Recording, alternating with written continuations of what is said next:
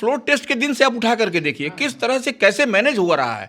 वो जिस पर आज तक उम्मीद नहीं थी राष्ट्रीय जनता दल को कि वैसे वैसे विधायकों को भी उधर पाला बदल हो रहा है। तो यह सब कहीं ना कहीं एक बड़ा जोल्ट है भारतीय जनता पार्टी दे रही है राष्ट्रीय जनता दल को या कांग्रेस को कह लीजिए। भारतीय जनता पार्टी का क्या आंकड़ा है? 78। यह 3 और 1 4 कितना हो गया? 82 हो गया। अब इसमें कितना लूज मैंने आपको चाहिए? 122 ही ना जादू कल मैजिकल। तो वो 40 फिगर ये डेंट कहाँ लगेगा यह समय बताएगा। लेकिन यह जो है सो जो कवायद है वह किसी भी दल में कहीं पर भी सेंधमारी करने के लिए है। इस बार चेहरा सम्राट चौधरी के रूप में है। आप देखिए कि उनका एग्रेशन, उनका जो बॉडी लैंग्वेज, स्वभाव, तो वह सब कुछ स्पष्ट दिखाई पड़ता है और वो एकदम उस दिशा में बढ़ रहे हैं। उनकी जो कवायद है भारतीय जनता पार्टी को नीचे से ले जाकर ऊपर तक पहुंचाने का, उस दिशा में है वो। जैसा कि उपाध्याय जी ने कहा कि एग्रेसिव लीडर की तरह वो अपने आप को योगी की तरह दिखाना चाह रहे हैं और वो लोकप्रियता वो हासिल करना चाह रहे हैं। और ये जो 3 विधायक जो टूटे हैं अभी हाल में, ये एकदम से सम्राट चौधरी के प्रयास से हुआ है। तो वो दिखाना चाहते हैं कि हम पार्टी के लिए बहुत कुछ कर रहे हैं। तो सम्राट चौधरी लगे नहीं, सम्राट चौधरी ने उस तरह की टीम अपनी तैयार की है।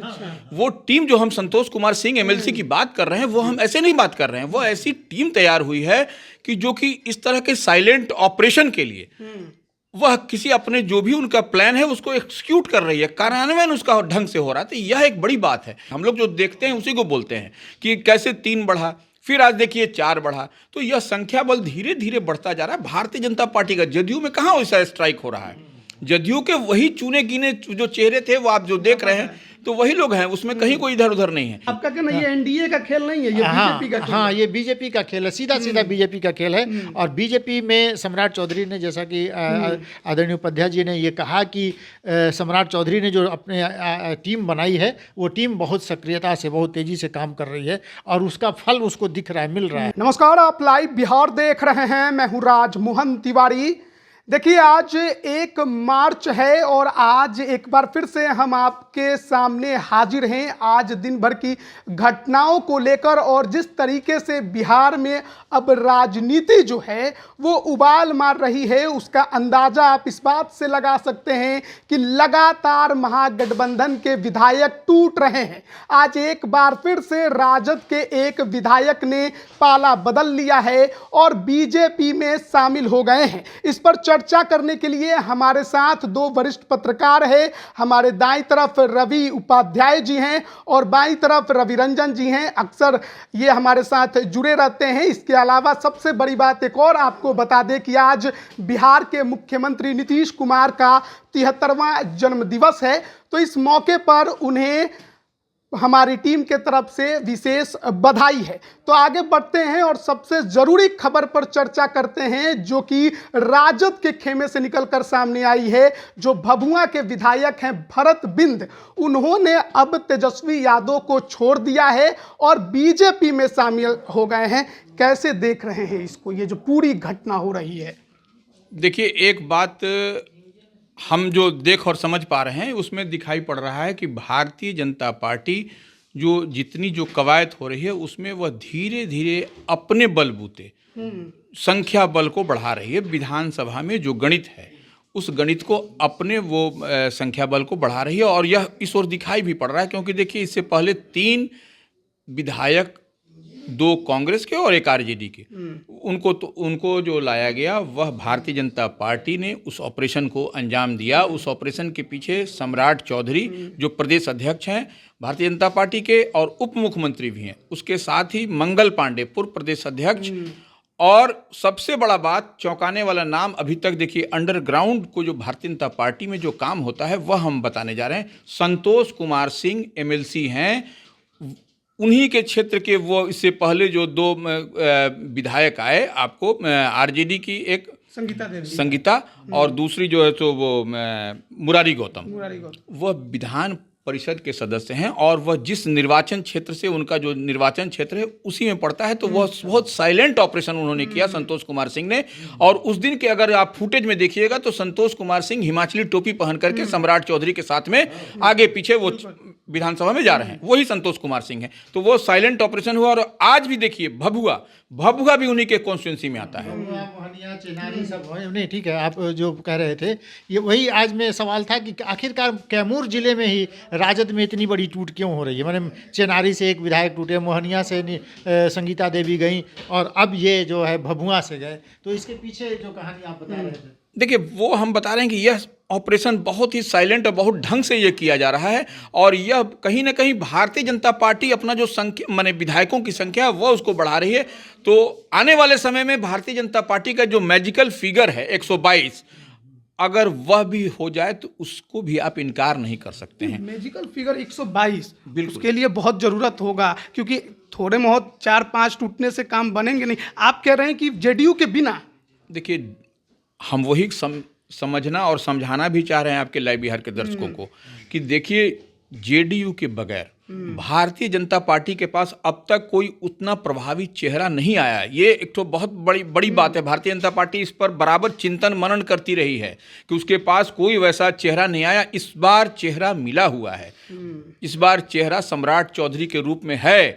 आप देखिए कि उनका एग्रेशन, उनका जो बॉडी लैंग्वेज, स्वभाव, तो वह सब कुछ स्पष्ट दिखाई पड़ता है और वो एकदम उस दिशा में बढ़ रहे हैं। उनकी जो कवायद है भारतीय जनता पार्टी को नीचे से ले जाकर ऊपर तक पहुंचाने का, उस दिशा में है वो, और वह दिखाई पड़ता है। तभी आपको यह सब जो जोल्ट है, जो झटका है, वह दिखाई पड़ रहा है। इससे भी अब क्लियरिटी क्या होगी कि 3 उधर, एक दिन आज फिर 4, तो वो जहां उनको स्ट्राइक करना है वो कमजोर कड़ी को, नस को पकड़े हुए हैं और वो उस दिशा में आज आप देखिए उनका क्या, भारतीय जनता पार्टी का क्या आंकड़ा है, 78।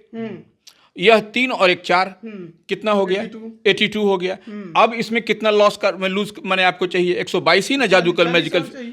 तो वो 40 फिगर, ये डेंट कहाँ लगेगा यह समय बताएगा। लेकिन यह जो है सो जो कवायद है वह किसी भी दल में कहीं पर भी सेंधमारी करने के लिए है, और ऐसे में आप इसको हम लोग और भी बेहतर समझ सकते हैं। हम जो बता रहे थे कि सिर्फ अभी आरजेडी आप देख रहे हैं, सिर्फ कांग्रेस देख रहे हैं। अभी चुनाव होना है बिहार विधान परिषद के 11 सीटों पर। उसमें अब हमको लगता है कि जो ऐसा नहीं कि एक और कैंडिडेट इधर से हो जाए, 11वां 12वां कैंडिडेट हो जाए। जो संख्या बल होगा, ये विधानसभा कोटे का चुनाव है, तो ये ऐसे में यह संख्या बल जो है सो उसी में होगा। तो उसी में से अगर यदि एक आध इधर हो जाएगा तो एक आध सीट आगे बढ़ सकता है। कहाँ दिक्कत है? वोट होगा, उसमें आप आइए वोट चुनाव के मैदान में। तब यह बात है कि माननीय मुख्यमंत्री नीतीश कुमार अगर चाहेंगे तभी होगा। अदरवाइज देखिए, राज्यसभा के भी कुछ दिन पहले हुआ, उसमें भी कैंडिडेट भारतीय जनता पार्टी के कोषा अध्यक्ष 10,000 रुपये का पर्ची कटवा के बैठे हुए थे।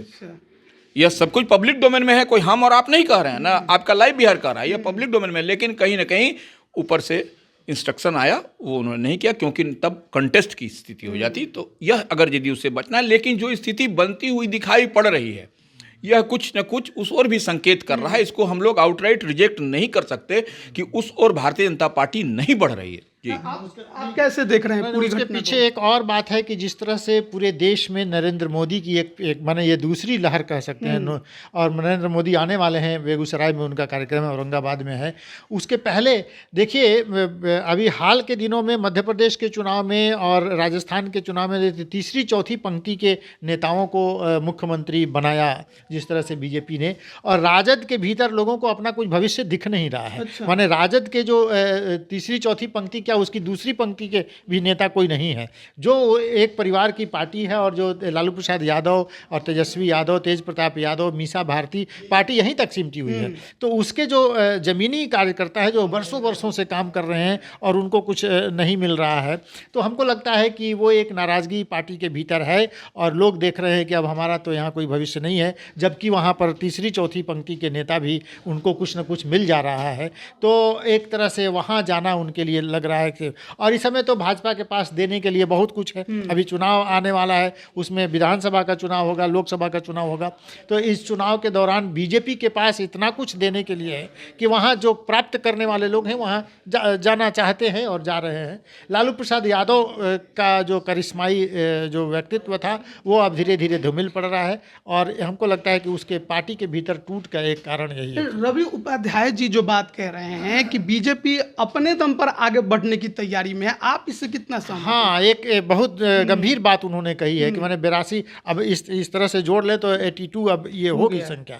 और माने ये तो राजद ही ये बात कह रही है कि 2024 में जदयू खत्म हो जाएगी, पूरी तरह से जदयू खत्म हो जाएगी। तो क्या जदयू पर ही हमला होगा? माने सम्राट चौधरी जिस तरह से उन्होंने पगड़ी बांधी थी कि नीतीश कुमार को सत्ता से हटाकर ही मानेंगे तभी ये पगड़ी खुली है, और अभी वो पगड़ी खुली नहीं है।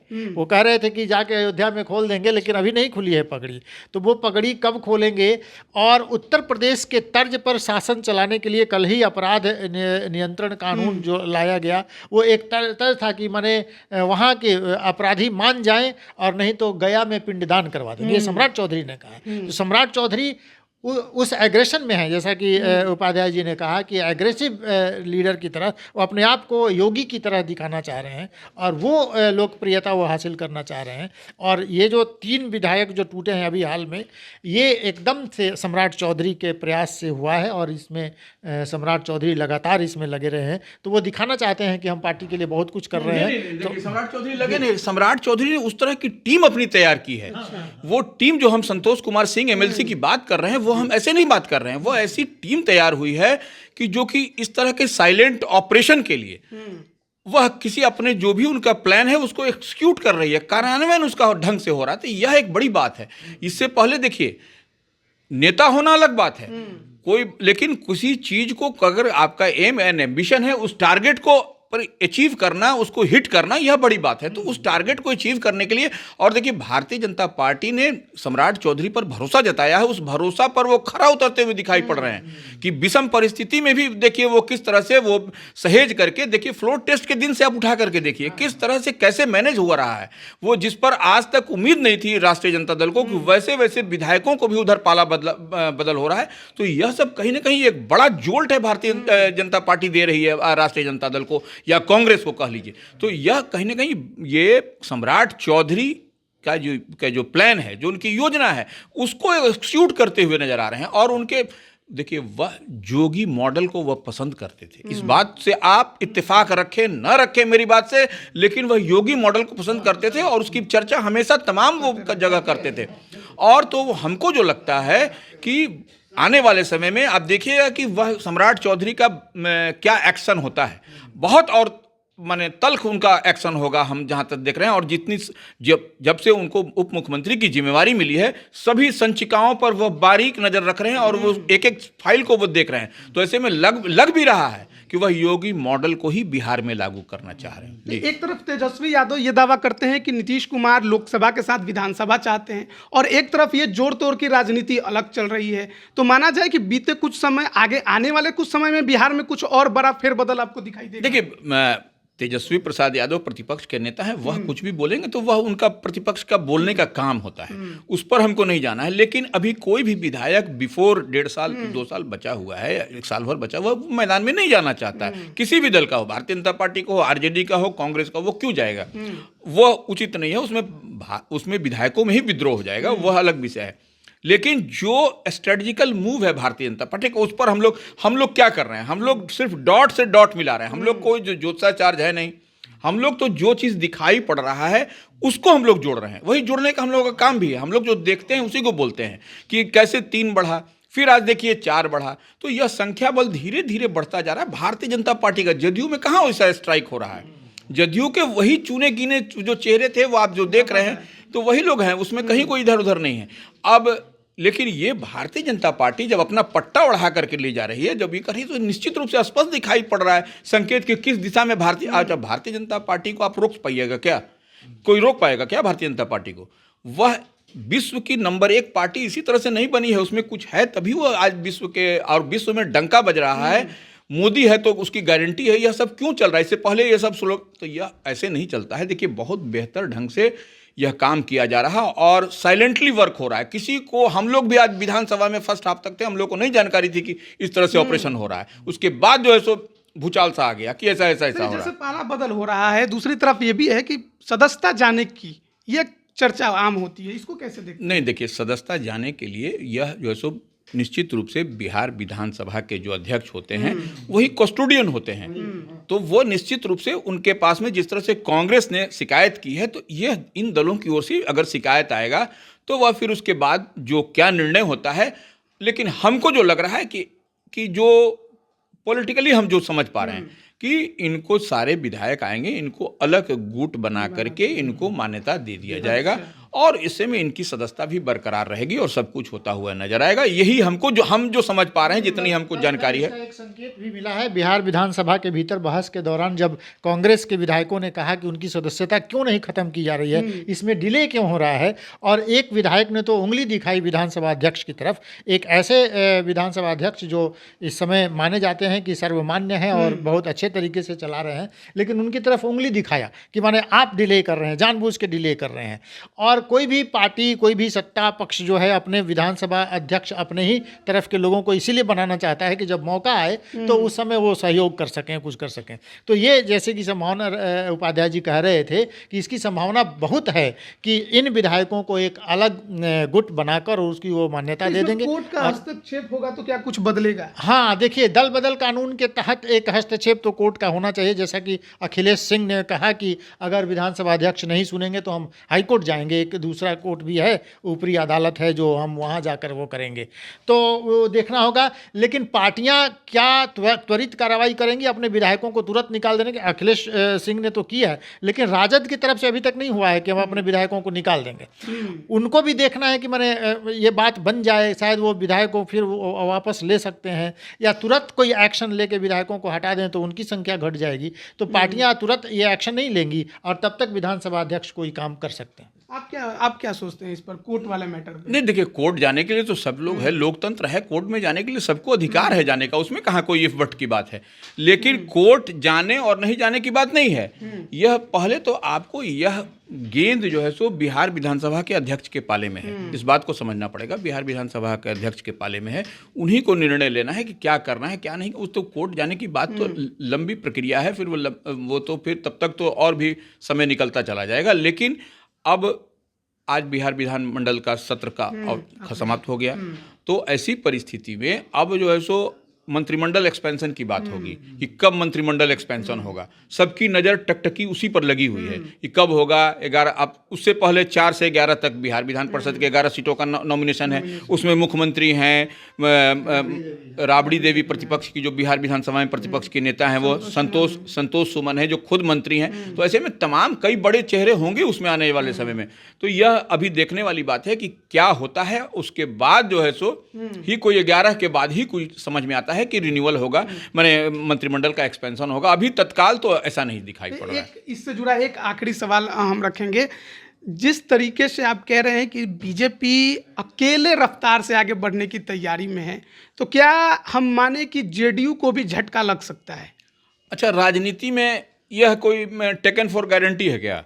राजनीति तो संभावनाओं का खेल है। जेडीयू का, अगर मान लीजिए जेडीयू जो एमएलए जिस पार्टी से आते हैं वह क्या चाहते हैं, टिकट की गारंटी और अपने क्षेत्र के समीकरण के लिहाज से, यही 2 ही मुद्दा होता है। तीसरा कोई मुद्दा नहीं है। तीसरा जो बोलता है लोग कि वो अलग विषय है कि चॉकलेट ले लिया, दे दिया, वो सब उस पर हमको नहीं। लेकिन सबसे बड़ी बात होती है कि क्षेत्र का समीकरण और कौन वहाँ से जीतता है और टिकट की गारंटी। अगर दोनों चीज मिल रहा है तो वो पाला बदलने में कहाँ देरी है। सब लोग पाला बदल ही रहा है। आप हिमाचल में भी देख रहे हैं कि क्या हुआ। अभी काउंटिंग कितने रफ्तार से आपको लगता है कि आगे बढ़ने वाला है ये? अच्छा, कितना तेजी से आगे बढ़ रहा है? 12 के बाद फिर देखिए 3 दिन पहले, फिर 1 दिन आज। तो यह सब तो इसी इन बिटवीन जो बिहार विधानमंडल का सत्र चल रहा है उसी दौरान इतना आपको दिखाई पड़ रहा है।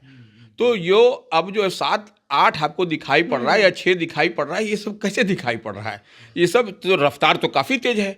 इतना जल्दी तो आप पाला बदलते विधानसभा में या विधायकों का तो हम लोग नहीं देखे थे, खासकर राजद का। तो अगर राजद का और कांग्रेस जैसी पार्टी का ये विधायकों का ये सब कर रहा है, तो इसमें आप यह किसी को आप नहीं कह सकते कि उस दल में नहीं टूट फूट होगी। कहीं पर भी जो जिसकी इच्छा होगी जाने के लिए, तो लोकतंत्र में किसको आप रोक सकते हैं? किसी को आप देखिए 4 पैर वाले को बांध सकते हैं, 2 पैर वाले को नहीं बांध सकते। सिंपल थ्योरी है जो हम समझते हैं। तो वो जिसको समझ में आएगा वो चला जाएगा, उसमें कहाँ दिक्कत है। आखिरी बार आपसे भी इस पर आए लेंगे, क्या लगता है आपको कि अभी बहुत रफ्तार में आगे? जैसा कि आज तो जदयू की तरफ से पहला रिएक्शन आया है कि अभी खेला बाकी है, वो खेलना चाह रहे थे तो हम लोग गेंद उनकी तरफ फेंक रहे हैं, वो खेलें और उनको हम लोग बढ़िया से खिला देंगे। ये जदयू की तरफ से दावा किया गया। लेकिन इस दावे में, जैसा कि आप ठीक ही पूछ रहे हैं कि जदयू के भीतर भी क्या कुछ हो सकता है क्या, इस दावे में एक डर है, एक भय है इसके भीतर भी कि क्या कुछ कहीं वो जैसा तेजस्वी यादव ये बार बार कह रहे हैं कि 24 में जदयू खत्म हो जाएगा। आपका कहना ये एनडीए का खेल नहीं है, ये बीजेपी का खेल हाँ, ये बीजेपी का खेल है, सीधा सीधा बीजेपी का खेल है। और बीजेपी में सम्राट चौधरी ने, जैसा कि आदरणीय उपाध्याय जी ने ये कहा कि सम्राट चौधरी ने जो अपने टीम बनाई है वो टीम बहुत सक्रियता से, बहुत तेज़ी से काम कर रही है और उसका फल उसको दिख रहा है, मिल रहा है। तो ये दूर की बात नहीं होगी कि कोई बड़ी टूट हो जाए और फिर माने बीजेपी उस जिस मैजिक नंबर की तरफ जो बढ़ना चाहती है वो बढ़ जाएगी। चलिए, बहुत बहुत धन्यवाद आप दोनों का हमारे साथ जुड़ने के लिए। तो देखिए, आज की सबसे बड़ी घटना, राजद खेमे से एक और विधायक टूटकर अब बीजेपी में आ गए हैं। भरत बिंद जो कि भभुआ से विधायक हैं और बीजेपी के विधायकों की संख्या अब सदन में लगातार बढ़ते हुए दिखाई दे रही है। वही बीजेपी जो कुछ दिनों पहले तक दूसरे नंबर की पार्टी थी, अब बिहार में पहले नंबर की पार्टी हो गई है। राजद के विधायकों की संख्या सदन में लगातार घट रही है और ऐसे में जिस रफ्तार से बीजेपी अब आगे बढ़ रही है, ऐसे में हर कोई ये सोच रहा है कि क्या बिहार में कोई और बड़ा गेम होना बाकी है, क्या बीजेपी उस रफ्तार से उस मैजिक नंबर तक भी पहुंच जाएगी। अब देखिए, बिहार की राजनीति में लगातार कुछ ना कुछ घट रहा है और हर दिन कुछ नया देखने को मिल भी रहा है। अब देखिए आगे क्या कुछ और देखने को मिलता है। लगातार अपडेट हम आप तक पहुंचाते रहेंगे। आप सभी का बहुत बहुत धन्यवाद। लाइव बिहार YouTube पर सब्सक्राइब और Facebook पर लाइक जरूर करें।